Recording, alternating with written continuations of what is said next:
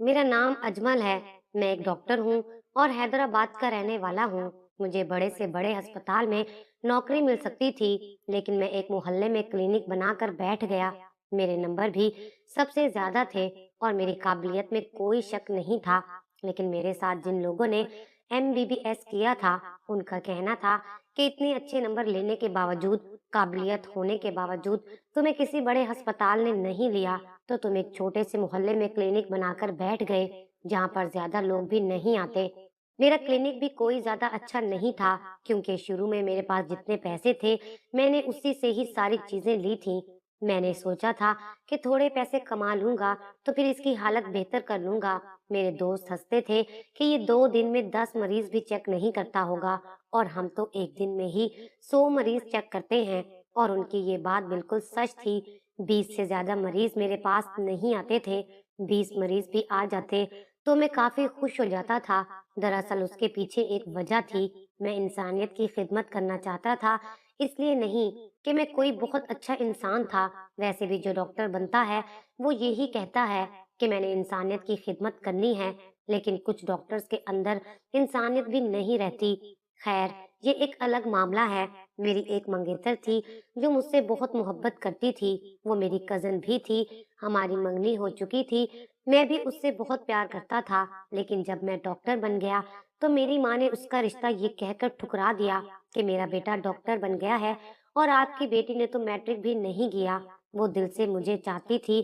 जब उसे ये पता चला कि उसकी शादी मेरे साथ नहीं होगी, उसने खुदकुशी कर ली थी। वो बहुत खूबसूरत थी। उसकी उम्र सिर्फ 19 साल थी। मैंने अपनी माँ से कह दिया कि मैं सिर्फ उसी से शादी करूंगा, लेकिन मेरी कजन ने जल्दबाजी में आकर अपनी जिंदगी ही खत्म कर ली। उसका नाम ताहिरा था। उसके जाने के बाद मेरे दिल में एक बोझ सा बन गया था, जिसको कम करने के लिए मैं कोई नेकी का काम करना चाहता था। इसीलिए मोहल्ले में आकर बैठ गया। इस मोहल्ले के लोग वैसे भी जाहिल थे, पढ़े लिखे नहीं थे। यहाँ चोरी चकारी भी बहुत होती थी। मैं रात बहुत देर तक बैठा करता था, क्योंकि घर जाकर भी मैंने कुछ नहीं करना होता था। मैं अपनी माँ के घर नहीं जाता था। एक छोटा सा घर किराए पर लिया हुआ था। ताहिरा की मौत के बाद माँ से मेरा बहुत झगड़ा हो गया था। मैं अपनी माँ को ताहिरा की मौत का जिम्मेदार समझता था, क्योंकि अगर मैं डॉक्टर बन ही गया था, तो क्या मैं कोई आला शर्फ हासिल कर बैठा था? जो ताहिरा जैसी लड़की मेरी बीवी नहीं बन सकती थी, उसमें क्या बुराई थी? खूबसूरत थी, गोरी रंगत की मालिक थी, घरदारी में भी बहुत आगे थी। सबसे बढ़कर ये कि हम दोनों एक दूसरे को पसंद करते थे। बस फर्क सिर्फ तालीम का था। मैं अपनी जिंदगी की मुसीबतों में उलझा हुआ एक आम सा इंसान था। एक दिन रात को अकेला बैठा था। अभी मेरे पास इतने पैसे नहीं थे कि मैं कोई कंपाउंडर या नर्स रख लेता। सारे काम मैं खुद ही करता था। मैं अकेला बैठा था जब एक बूढ़ा आदमी एक कमसिन लड़की को उठाकर ले आया। उसने लड़की को काली चादर में लपेट रखा था। उसके साथ 3 लड़के और भी थे। लड़की शायद बेहोश थी। मुझे कहा कि डॉक्टर साहब, इसका इलाज कर दे, इसको होश नहीं आ रहा। मैं भी हैरान हुआ और उसको फौरन चेक किया। मैंने देखा कि उसके जिस्म पर खून लगा हुआ था। उसकी हालत बहुत बुरी थी। मैंने जल्दी जल्दी उसके जख्मों पर पट्टी की और उसको एक ऐसा इंजेक्शन लगा दिया जिसकी वजह से वो जल्दी होश में आ गई। जब उसे होश आया, तो वो मुझे अजीब नजरों से देख रही थी। मैंने कहा कि मैं डॉक्टर हूँ। वो बुढ़ा और तीनों लड़के उस लड़की के आस पास आ गए थे। वो लड़की उनको अजीब नजरों से देख रही थी और कुछ बोल नहीं रही थी। मैंने उनसे पूछा कि क्या हुआ है इस लड़की को, जबकि डॉक्टर होने के नाते मुझे अंदाजा हो गया था कि जरूर इस लड़की के साथ कुछ गलत करने की कोशिश की गई है। मगर फिर सोचा हो सकता है बात कुछ और हो, उनसे खुद ही पूछ लेता हूँ। वो बूढ़ा आदमी बोला, इसका एक्सीडेंट हो गया था। जब इस लड़की को होश आ गया, तो उन्होंने मुझे शुक्रिया कहा और जल्दबाजी में मुझे ज्यादा पैसे देकर वहां से फौरन चले गए। लड़की को जिस तरह लाए थे, उसी तरह उठाकर ले गए। मैंने कहा भी, थोड़ी देर इसे बैठने दो, अभी अभी इसे होश आया है। इसको दोबारा लेकर जाओगे तो कहीं कुछ और मसला ना बन जाए। और उनका कहना था कि हम बहुत जल्दी में हैं, रात हो गई है ना, इसकी माँ परेशान हो रही होगी। मुझे लगा कि वो उस लड़की के घर वाले होंगे, तभी इसलिए मैंने भी कोई बात नहीं की। फिर भी मुझे उन पर कुछ शक सा हो गया था, मगर लड़की ने कोई ऐसी बात नहीं बताई थी। इसलिए मैं चुप रहा था। वो लोग वहां से चले गए। पता नहीं क्यों उस लड़की का चेहरा, उस लड़की की आंखें मेरे चेहरे के सामने से जा ही नहीं रही थी। वो बहुत ज्यादा डरी हुई थी। जब इंसान के साथ कोई हादसा या कोई एक्सीडेंट वगैरह हो जाता है तो वो वाकई ही डर जाता है, लेकिन वो लड़की बहुत ज्यादा ही डरी हुई थी। उसके चेहरे से नजर आ रहा था। खैर, दिन इसी तरह गुजरने लगे। दिन भर मैं अपनी ताहिरा को याद करता था। मुझे समझ नहीं आती थी कि मैं ऐसा कौन सा काम करूं जिससे मेरे बेचैन दिल को सुकून आ जाए। मैं हर जुमेरात को ताहिरा की कब्र पर जाता था, उसके माँ बाप से मिलने की कोशिश करता, लेकिन उन्होंने मुझे दरवाजे से ही धक्का दे दिया। उन्होंने कहा कि अगर मर्द चाहे तो क्या नहीं हो सकता। तुम अपनी माँ के सामने खड़े हो जाते तो तुम्हें हमारी बेटी से शादी करने से कोई नहीं रोक सकता था, लेकिन तुमने भी अपनी माँ का साथ दिया।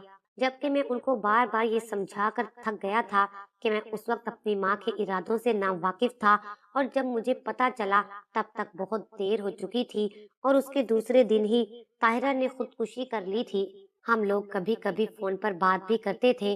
मैं उन दिनों पेपर्स की वजह से बहुत मसरूफ रहता था, इसलिए ज्यादा बात नहीं कर पाता था, और मैं उसे कहता था कि मैंने उसी के साथ शादी करनी है, वो ही मेरी बीवी बनेगी, और इसी तरह छोटे छोटे ख्वाब दिखाता रहता था। इसलिए शायद वो बहुत परेशान थी। दूसरे दिन फिर वही बुढ़ा आदमी और वो तीनों लड़के उस लड़की को उठाकर ले आए, और वो फिर से बेहोश थी। इस दफा उसे कोई बड़े जख्म तो नहीं लगे थे, लेकिन उसकी हालत बहुत बुरी थी। उन्होंने कहा कि पता नहीं इसको क्या हो गया, अचानक से बेहोश हो गई।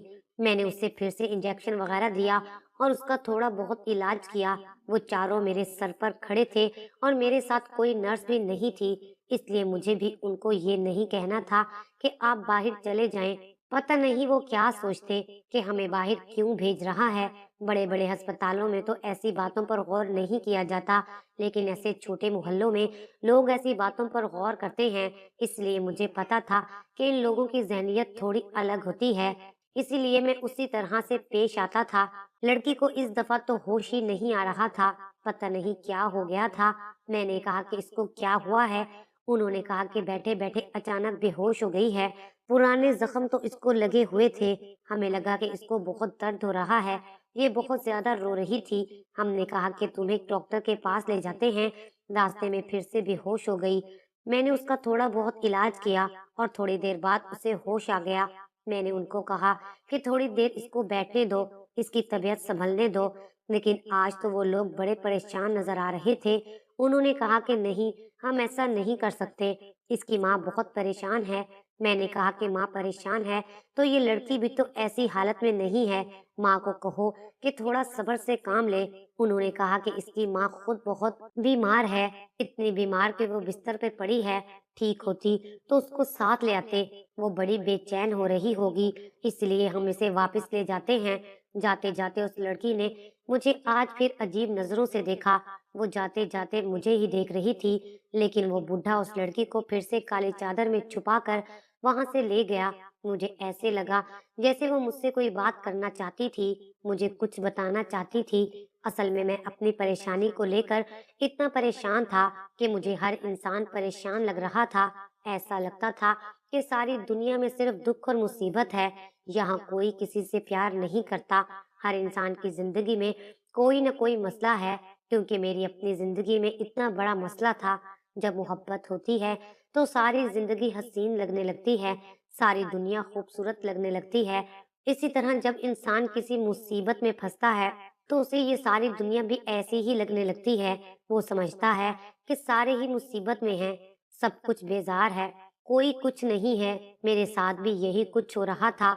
एक दिन मैं एक बात पर बहुत ज्यादा हैरान हुआ जब मुझे ताहिरा की बहन ने फोन किया और उसने कहा कि वैसे तो मैं भी तुमसे नाराज हूँ, लेकिन ताहिरा तुम्हारे लिए एक चीज छोड़ गई है जो कि तुम्हारी अमानत है, और मैं तुम तक पहुंचा देना चाहती हूँ। तुम मुझे अपना पता बता दो, मैं तुम्हारे घर नहीं आ सकती, नहीं तो तुम्हारी माँ बातें करेंगी। मैंने कहा कि मैं अपनी माँ के साथ नहीं रहता हूँ, लेकिन तुम्हें यहाँ आने की जरूरत नहीं है, नहीं तो लोग न जाने क्या समझेंगे। मैंने उसे क्लिनिक का पता दिया और उसने दो चीजें क्लिनिक पर भेज दी। मैं हैरान था कि एक छोटा सा डब्बा था जिसे देखकर मुझे काफी हैरानी हुई। मैंने उसको खोला। उस वक्त मेरे पास कोई मरीज भी नहीं बैठा था। उस डब्बे के अंदर कुछ छोटी छोटी अजीब सी चीजें थी, जो रोजमर्रा के इस्तेमाल की चीजें थी। मुझे ये समझ नहीं आई ताहिरा ने ये मेरे लिए क्यों भेजी। सबसे नीचे खत पड़ा हुआ था। उसमें लिखा था कि नदीम की शादी में जिस टिश्यू से तुमने हाथ साफ किया था, ये वो है, और जिस चम्मच से तुमने चावल खाए थे, ये वही चम्मच है। इस तरह उसने काफी सारी चीजों के हवाले दिए हुए थे। वो सारी चीजें जिनको मैंने हाथ लगाए थे और उनको इस्तेमाल करके जमीन पर फेंक दिया था, वो उठाकर जमा कर लेती थी। मेरी आंखों में आंसू आ गए कि वो मुझसे कितनी मोहब्बत करती थी, और मुझसे इतनी मोहब्बत करने वाली इंसान दूर हो गई। मेरे नसीब में इतनी खास और खालिस मोहब्बत लिखी थी, लेकिन वो मुझे मिल नहीं सकी थी। मुझे बहुत गुस्सा आ रहा था। मेरी अम्मा ने मुझे ना जाने क्या समझ लिया था।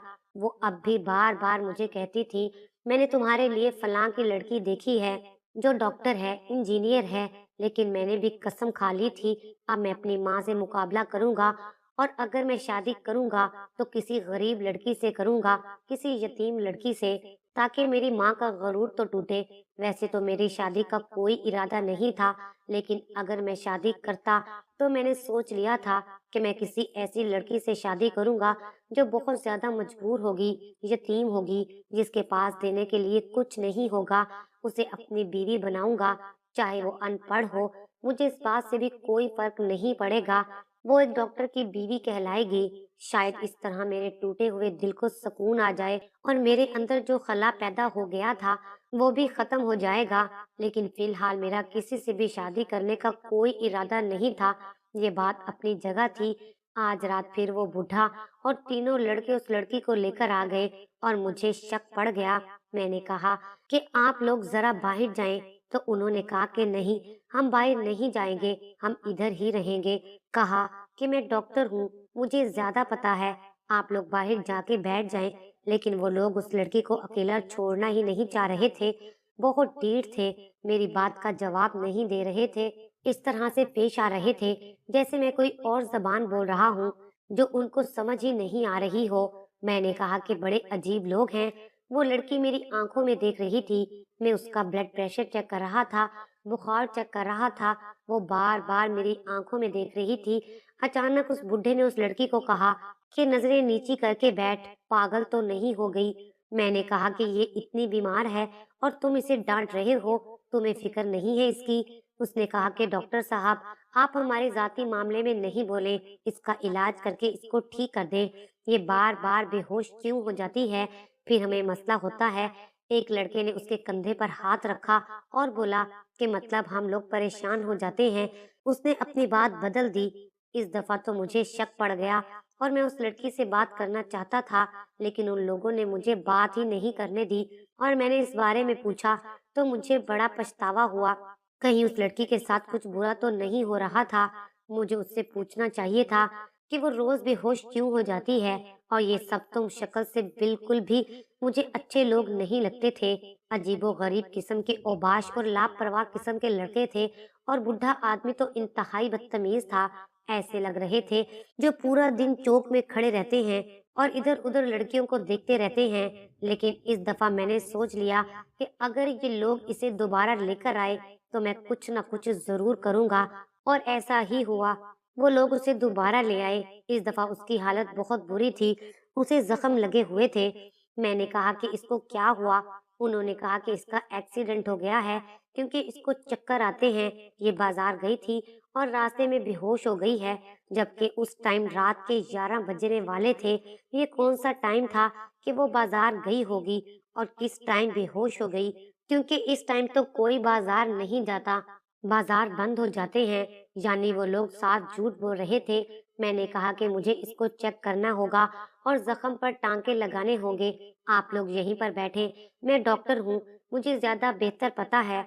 अगर आप लोगों ने इलाज करवाना है तो मुझे अपने तरीके से इलाज करने दें। मैंने भी ज्यादा सख्ती से बात की तो वो लोग भी परेशान हो गए, क्योंकि शायद वो उसे कहीं और नहीं ले जाना चाहते थे। वो लोग बाहर बैठ गए, और मैं उस लड़की को अंदर बने एक कमरे में ले गया, जो मैंने बनाया था कि किसी मरीज को अगर ड्रिप लगाने की जरूरत हो तो यहाँ पर लेट कर उसको ड्रिप लगा सकूं। हर क्लिनिक में इस तरह का कमरा बनाना जरूरी होता है। लड़की का इलाज किया तो उसे होश आ गया। मैंने उसके जख्म पर पट्टी की और मैंने उससे पूछा कि तुम्हारे साथ क्या हुआ है, और मैंने उससे ये भी इशारा किया कि वो ऊंची आवाज में नहीं बोले और सिर्फ मुझे बताए। अचानक से वो बुरी तरह रोने लगी। उसकी हालत बुरी थी। मैं हैरान रह गया कि उसके साथ ऐसा क्या हुआ है कि ये बता भी नहीं पा रही है। उसके साथ कोई न कोई गड़बड़ जरूर थी। वो कुछ बोलना चाहती थी, लेकिन उसकी जुबान उसका साथ नहीं दे रही थी। मैंने उसे कहा कि वो आराम से बैठ जाए। मैं बाहर आया और मैंने उस बूढ़े आदमी को कहा कि आज उस लड़की को होश नहीं आ रहा है, आप लोग ये दवाई लेकर आए। मेरे पास खत्म हो गई है। ये दवाई अगर उसको अभी नहीं लगाई तो ये मर भी सकती है। वो लोग हैरान रह गए और मुझसे पर्ची लेकर वो लोग दवाई लेने के लिए चले गए। अब बाहर दो लोग ही रह गए थे, इसलिए मुझे ज्यादा परेशान होने की जरूरत नहीं थी। वो अपने अपने मोबाइल में मसरूफ थे। ऐसा लगता था कि उनको लड़की की ज्यादा फिक्र नहीं थी। मैं दोबारा लड़की के पास गया। मैंने कहा तुम्हारा नाम क्या है, और जब उसने नाम बताया तो मैं हैरान रह गया। उसने कहा कि मेरा नाम नाइला है।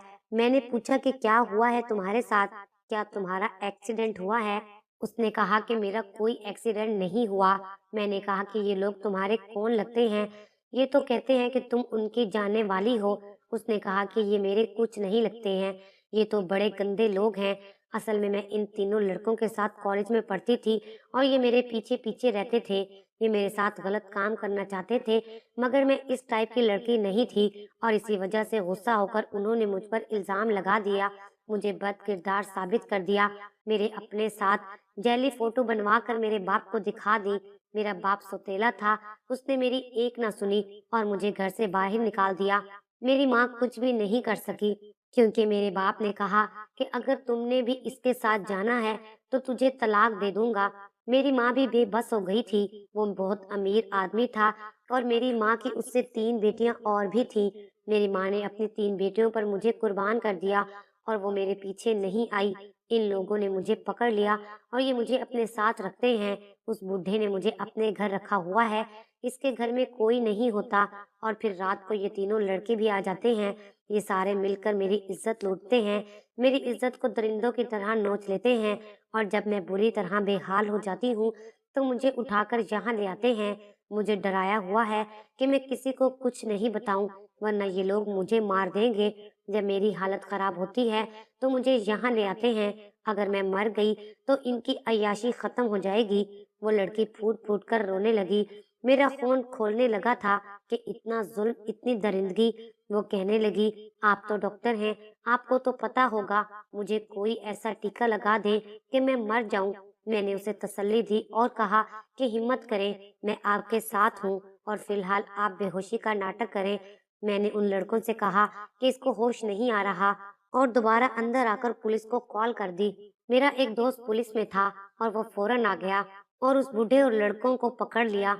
लड़की ने उनके खिलाफ बयान दे दिया। वो तो पुलिस की हिरासत में थे, पर उस लड़की का क्या होता, ये कहाँ जाती? मुझसे मेरे दोस्त ने पूछा तो मैंने उसे कहा कि इसको मैं किसी फलाही इदारे के हवाले नहीं करना चाहता। मैं उसको अपने घर ले गया। वो मुझसे भी डर रही थी और मैंने उसे तसल्ली दी। उन तीनों लड़कों और बूढ़े आदमी के साथ बहुत बुरा होने वाला था। पुलिस ने उनको खूब मारा और केस कर दिया। ये लड़की अपनी माँ से मिली और उसे सब कुछ नहीं बताया और वो उसके साथ वापस भी नहीं जा सकती थी। आज एक हफ्ते से वो मेरे घर में थी। मैं उसका इलाज भी कर रहा था। पहले से काफी बेहतर थी। कहती थी, मुझे यहाँ अपने पास रहने दे, मैं आपके घर के काम करूंगी, बदले में कुछ नहीं मांगूंगी। मैंने एक दिन उसे कहा कि तुमसे एक जरूरी बात करनी है और मैंने सोच लिया है कि तुम हमेशा ही इस घर में ही रहोगी। उसने कहा कि बहुत शुक्रिया आपका, मैं घर साफ करूंगी, खाना बनाऊंगी, बदले में आपसे कुछ नहीं मांगती। मैंने कहा ठीक है, खाना भी तुम बनाओगी, कपड़े भी तुम्हें धोने पड़ेंगे और घर भी साफ करना होगा, पर एक बात मुख्तलिफ होगी, तुम इस घर में नौकरानी बनकर नहीं बल्कि मेरी बीवी बनकर रहोगी, अगर तुम चाहो तो। वो हैरान रह गई और रोने लगी। कहने लगी कि मुझे लगा था कि अब कोई मर्द मुझे अपनी बीवी नहीं बनाएगा, पर आपने ऐसी बात करके मुझे हैरान कर दिया। मैंने उसे ताहिरा के बारे में सब बताया और कहा कि मेरा दिल टूटा हुआ है, हम दोनों ने शादी कर ली, आज वो मेरी बीवी है, हम साथ हैं, सब कुछ ठीक है। जब ये खबर मेरी माँ को मिली तो वहाँ कोहराम मच गया था, पर वो कुछ नहीं कर सकती थी। मैं और नाइला बहुत खुश हैं, हमारे लिए यही काफ़ी है। मेरे दिल से बहुत बड़ा बोझ उतर गया है। मैं दिल से खुश रहने लगा हूँ और मुझे ज़िंदगी अच्छी लगने लगी है। उन चारों को 12 साल की कैद हुई है। ऐसे लोगों को तो फांसी से कम सज़ा नहीं देनी चाहिए, और जो हमारा कानून है, हम क्या कह सकते हैं। बहुत अच्छा हुआ उनके साथ। हमने किसी सूरत भी केस वापस नहीं लिया था, जबकि हम पर काफी दबाव डाला गया था। मैं अपनी बीवी के साथ खड़ा था, उसकी ढाल बनकर, और हमेशा ऐसे ही खड़ा रहूंगा, क्योंकि यही मेरा फरीजा था। मर्द को ज्यादा रुतबा, ताकत और मकाम इसलिए दिया गया है कि वो अपने से कमजोर मखलूक की हिफाजत करे। जो ऐसा सोचते हैं वही असल मर्द होते हैं। कुछ दिन बाद मेरी माँ भी हमारे घर आ गई। वो अपने किए पर बहुत शर्मिंदा थी। मैंने अपना दिल साफ कर लिया। आखिर वो मेरी माँ थी। आज हम सब बहुत खुश हैं।